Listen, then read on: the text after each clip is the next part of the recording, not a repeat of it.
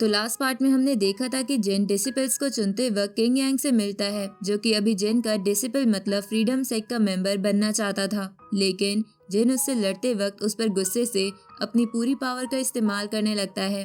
पर वो सही समय पर खुद के अटैक को रोक लेता है, लेकिन साथ ही जिन ने उसे फ्रीडम सेक्ट में ज्वाइन करने से मना कर दिया था। अब आगे तो इस पार्ट की स्टार्टिंग पिछले पार्ट के 50 साल बाद से होती है, जहां अभी हम जिन और मास्टर ली को देखते हैं। यहाँ जिन अपने बनाए हुए कुछ पेपर तालिस्मान बर्न कर रहा था, जिससे निकलने वाली एनर्जी को अभी मास्टर ली एब्जॉर्ब कर रहे थे। अब तभी वहाँ पर किंग यांग आता है, जिसे एल्डर की पोजीशन दे दी गई है। तभी वो यहाँ आकर कहता है कि जिसने वो फर्नेस चोरी किया था उसका पता चल चुका है। साथ ही वो बताता है कि ये काम यान फैमिली का है। ये सुनकर मास्टर ली कहते हैं कि बहुत बढ़िया, लेकिन फ्रीडम सेट को इस बारे में पहले ही पता चल गया था, इस वजह से अब तक तो वो वहाँ पर पहुँच भी चुके होंगे।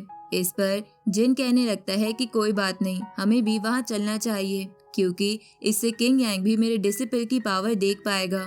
वैसे अब वहाँ से जाते हुए जिन मन में सोच रहा था कि कहीं यान फैमिली मिस की फैमिली तो नहीं, क्योंकि जिन को पता है कि मिस भी यान फैमिली से बिलोंग करती है। पर अब वो दोनों सीधा ही वहाँ यान फैमिली के हाउस की तरफ जाने लगते हैं, जिसके बाद हम टियान और उसी लड़की को देखते हैं। वैसे इसका नाम क्युआन है और अभी वो दोनों ऑलरेडी यहाँ यान फैमिली के घर के बाहर पहुँच चुके थे। अब यहाँ आने के बाद वो यान फैमिली के हेड को आवाज लगाते हैं, पर तभी यान फैमिली का हेड अचानक से वहीं आकर गिरता है।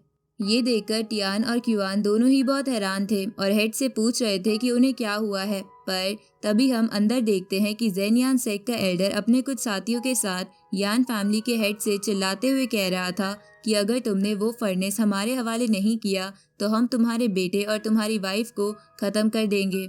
और अब इतना कहते हुए वो यहाँ हेड के बेटे और वाइफ की तरफ हमला कर देता है। अब अपनी मदर को बचाने के लिए हेड का बेटा वू शुआंग आगे आता है, लेकिन अब ये अटैक उसे लगने वाला था। पर तभी क्युआन सामने आकर अपनी तलवार से इस अटैक को रोक देती है। साथ ही टियान और हेड भी अब वहीं पर आ चुके थे। अब क्युआन यहाँ जेन यान सेक्ट के उस एल्डर से कहती है कि तुम्हारा सेक्ट पहले भी बहुत सारी बुरी चीजों में इन्वॉल्व रहता था, पर हमें लगा कि अब तुम समझ गए होगे, लेकिन तुम तो अभी तक नहीं सुधरे। इस पर जेन यान सेक्ट के उस एल्डर को थोड़ा गुस्सा आ जाता है और वो कहने लगता है कि तुम दोनों अभी छोटे हो, तुम्हें हमारे बीच में नहीं आना चाहिए, वरना तुम इतनी कम एज में ही मारे जाओगे। अब इतना कहते हुए वो अपने दो साथियों को हमला करने के लिए आगे भेजता है, लेकिन तभी टियान अपनी कुछ स्पिरिचुअल पिल्स का इस्तेमाल करते हुए उनकी एनर्जी से इन दोनों को पास आने से रोक देता है।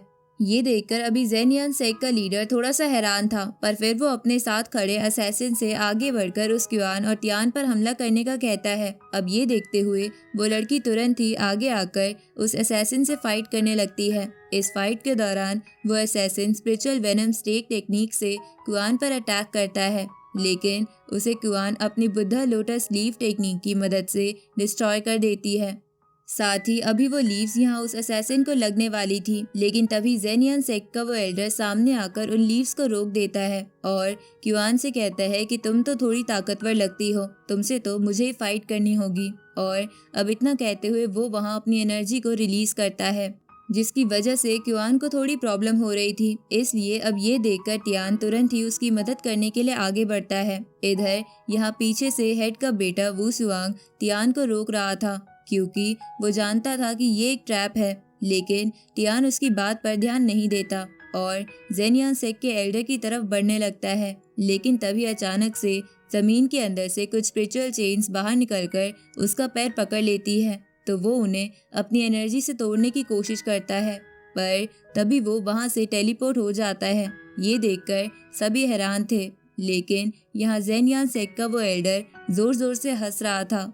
पर अब इससे क्युआन को बहुत ज्यादा गुस्सा आ जाता है। वो तुरंत ही अपनी एनर्जी रिलीज करते हुए जेन यान सेक्ट के एल्डर का बनाया वो ट्रैप डिस्ट्रॉय कर देती है और इसके बाद अपनी तलवार आगे करते हुए उसे फेयर फाइट के लिए चैलेंज करती है। अब ये देखकर एल्डर कहता है कि तुमने मेरे ट्रैप को हटा दिया, लेकिन ये दिखाकर तुम मुझे डरा नहीं सकती हो। और अब इतना कहते हुए वो उस असैसिन के साथ मिलकर बहुत सारे स्पिरिचुअल वेनम स्नेक का इस्तेमाल करता है, लेकिन अब क्युआन अपने सामने शील्ड बनाते हुए उन सभी स्नेक्स को रोक लेती है, पर तभी दो स्पिरिचुअल स्नेक्स उसके पीछे आ जाते हैं। तभी वो उस पर अटैक करने ही वाले थे, इसलिए क्युआन भी थोड़ी घबरा गई थी। लेकिन तभी अचानक से एक तलवार उड़ते हुए आती है और सारे स्पिरिचुअल स्नेक्स को खत्म करते हुए सीधा जाकर वहां जेनियन सेक के एल्डर को लगती है।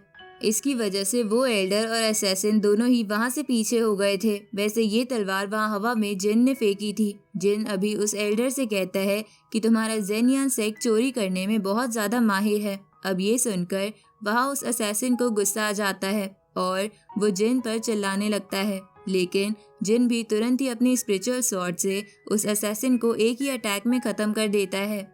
ये देखते हुए वो एल्डर समझ गया था कि वो यहाँ पर जिन को नहीं हरा सकता। इसी वजह से वो अपने तालिस्मान का इस्तेमाल करता है और वहाँ से भागने लगता है। यहाँ किंग यांग अभी उसे रोकने के लिए जाने वाला था, लेकिन जिन उसे रोक देता है और कहता है कि ऐसा करने की जरूरत नहीं है। बाकियों को भी पता चलना चाहिए कि हमसे टकराने का नतीजा क्या होता है। इसके बाद अब जिन और किंग यांग दोनों ही नीचे आ गए थे। यहाँ किंग यांग यान फैमिली के हेड से कहता है कि हमें फर्नेस और तुम्हारे बारे में सब पता चल चुका है। अब ये सुनकर यान फैमिली का हेड घबरा जाता है और तुरंत ही उसके सामने वो फर्नेस करते हुए माफी मांगने लगता है। साथ ही वो कहता है कि इतनी बड़ी गलती की माफी मुझे नहीं मिल सकती, लेकिन इसमें मेरी फैमिली का कोई दोष नहीं था, इसलिए उन्हें कुछ मत कीजिएगा। अब किंग यांग बात मानकर सिर्फ हेड को ही वहां से लेकर चला जाता है, मगर यहाँ हेड का बेटा वू सुआंग और मदर दोनों बहुत दुखी थे। वू सुआंग अपनी मदर से कह रहा था कि अगर मैं स्ट्रांग होता तो ऐसा कभी कुछ होता ही नहीं, पर अब तभी जिन उससे कहता है कि अगर तुम चाहो तो तुम भी हम सबकी तरह बन सकते हो। साथ ही यहाँ वो उसे अपने साथ आने का ऑफर भी देता है। ये सुनकर वू शुआंग बहुत हैरान हो गया था, लेकिन अब इसके बाद सीन चेंज होता है और हम तियान को देखते हैं, जो कि उस एल्डर के बनाए उस ट्रैप के कारण वहां से टेलीपोर्ट होकर बहुत दूर आ चुका था। साथ ही यहाँ उसकी कुछ लोगों के साथ फाइट चल रही थी, लेकिन इसी दौरान उसके स्पिरिचुअल स्टोन्स खत्म हो जाते हैं, जिस वजह से वो अपने आसपास एक बैरियर बना लेता है।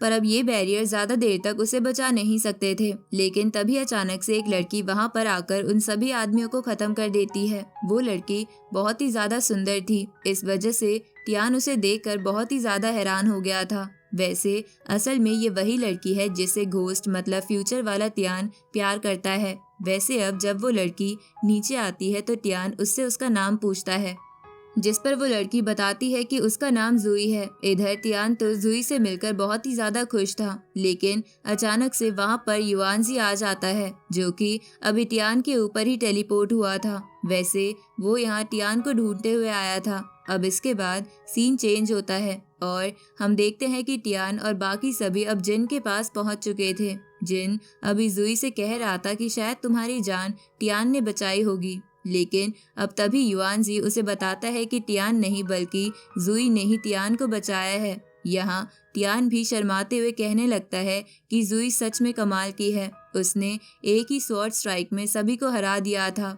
अब ये सुनकर जिन मन में सोचता है कि तियान में बिल्कुल भी समझ नहीं है, लगता है मुझे कुछ और ही सोचना होगा। और इसके बाद वो आगे बढ़कर जुई से कहने लगता है कि तुम जब भी होली लैंड आती हो तो सिर्फ मास्टर ली से मिलती हो और हमसे मिलने नहीं आती। अगर तुम हमसे मिलने भी आओ तो मैं तुम्हें भी इंस्ट्रक्शन दे सकता हूँ।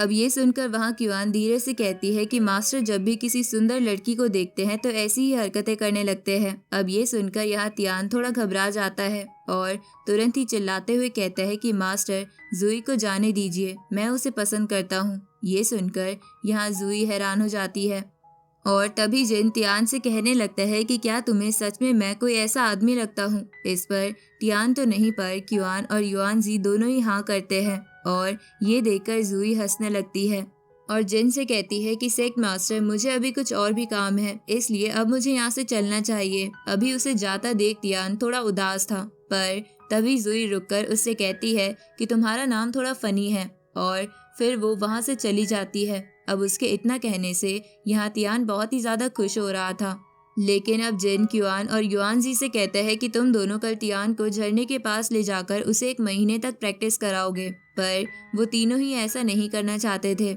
लेकिन अब जिन प्रैक्टिस टाइम को 1 महीने से बढ़ाकर 6 महीने कर देता है। वैसे ये सब देखते हुए वहीं पास में खड़ा वू सुआंग हंसने लगता है अब ये चारों उसकी तरफ देखते हैं और वो घबराकर चुप हो जाता है। इसके बाद यहाँ जिन सभी से कहता है कि वो लोग प्रैक्टिस के लिए जाने से पहले वू सुआंग को रजिस्ट्री के लिए लेकर जाएं। इस पर वू सुआंग कहने लगता है कि क्या मैं भी आप लोगों के साथ ट्रेनिंग नहीं कर सकता? मुझे लगा कि मैं आउटर डिसिपल बन गया हूँ। अब क्यूआन उससे कहती है कि होली लैंड को ज्वाइन करने से पहले तुम्हें खुद को साबित करना होता है और यही यहाँ का रूल है।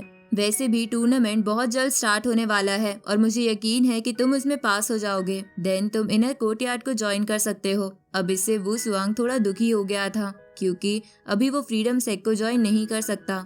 पर तभी जिन उसे एक जेड स्टोन देते हुए कहता है कि ये तुम्हारी प्रैक्टिस में मदद करेगा और मुझे यकीन है कि तुम भी अपने असली मकसद का पता लगा लोगे। और अब उसके इतना कहते ही ये पार्ट यहीं पर एंड हो जाता है।